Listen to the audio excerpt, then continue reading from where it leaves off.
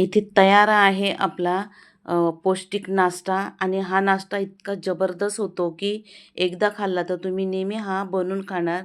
इतका चवीला पण अप्रतिम आहे. तर चला हा नाश्ता कसा बनवायचा ते बघूया. तर इथे स्वागत आहे तुमचा माझ्या मनीषाज रेसिपी यूट्यूब चॅनलवर. आणि आज आपण बनवणार एकदम टेस्टी आणि पौष्टिक नाश्ता. इथे मी सकाळचा नाश्ता बनवण्यासाठी 1 वाटी तांदूळ घेतलेत. आपण जे रेग्युलर तांदूळ वापरतो तेच घेतलेत आणि अर्धा वाटी अख्खे मूग घेतलेत. तर हे रात्रभरासाठी आपण भिजत ठेवूया.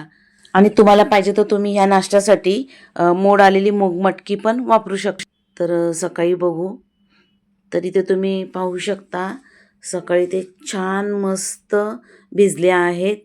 आणि आता आपण ते मिक्सरमध्ये त्यांना छान फिरून घ्यायचे. त्याच्या आधी आपण त्याच्यामध्ये 1 चमचा अद्रक आलं लसूण पेस्ट टाकते आणि 2 हिरव्या मिरच्या टाकते आणि मिक्सरमधनं फिरून घेते. तुम्ही पाहू शकता या पद्धतीचं आपल्याला बॅटर बनवून घ्यायचं आहे. बाकीचा राहिलेला सगळा बॅटर आपण बनवून घेणार. आणि हा नाश्ता तुम्ही लहान मुलांना टिफिनसाठी पण देऊ शकता. आणि हा नाश्ता जास्त हेल्दी व्हावा यासाठी मी 1 काकडी आणि 3 छोटे साईजचे गाजर घेतलेले आहेत. तर ते मी सुरीने बारीक कट करून मिक्सरच्या भांड्यातनं फिरून घेते. तर इथे गाजर छान मिक्सरच्या भांड्यातनं मी फिरून घेतलेला आहे, तुम्ही पाहू शकता.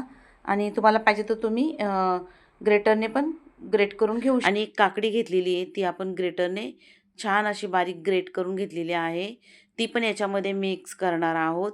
आणि या गाजर काकडीमुळे आपला नाश्ता आहे अजून पौष्टिक बनेल. आणि ते त्या या डोशांसोबत खाण्यासाठी मी चटणी बनवते.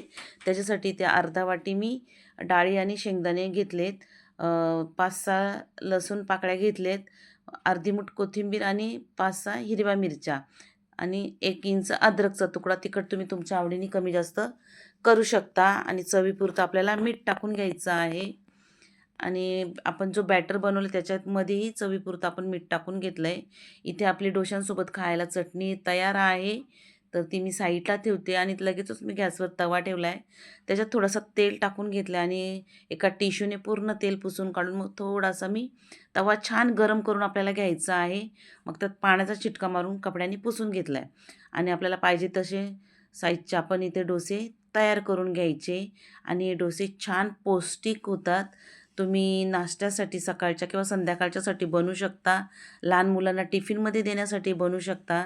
आणि जी लहान मुलं हे गाजर, काकडी, बीट खात नाहीत ते पण या नाश्त्याच्या ह्याच्यानी खाल्ला जातो या पद्धतीचा नाश्ता.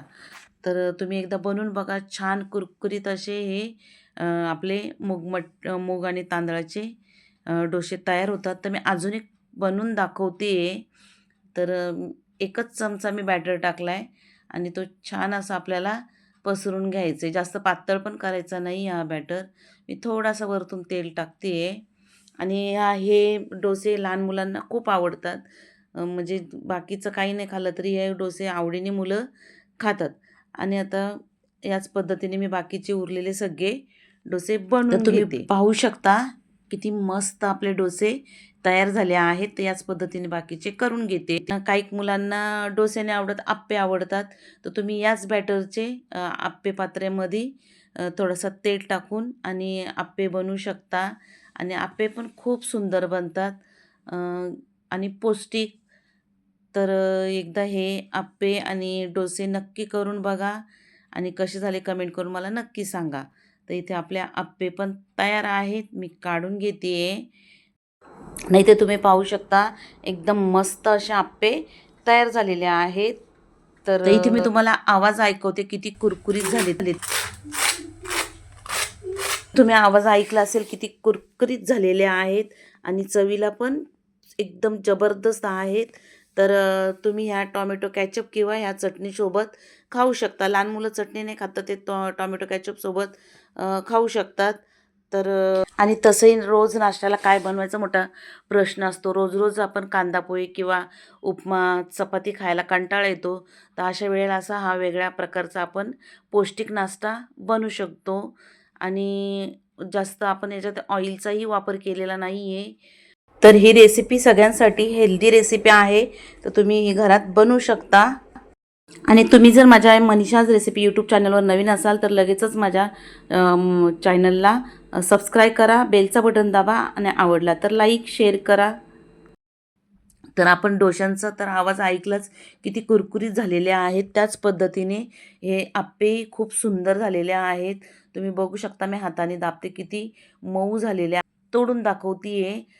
छान असे जाळीदार आप्पे आपले तयार झालेले आहेत. तर इथे मी ते टोमॅटो केचप सोबत खाते आणि मला तर कंट्रोल होत नाहीये. तर आम्ही खातो डोसे आणि आप्पे. तर चला पुन्हा भेटूया अशाच एखाद्या जबरदस्त आणि मस्त रेसिपी सोबत. तोपर्यंत मस्त खा आणि मस्त राहा.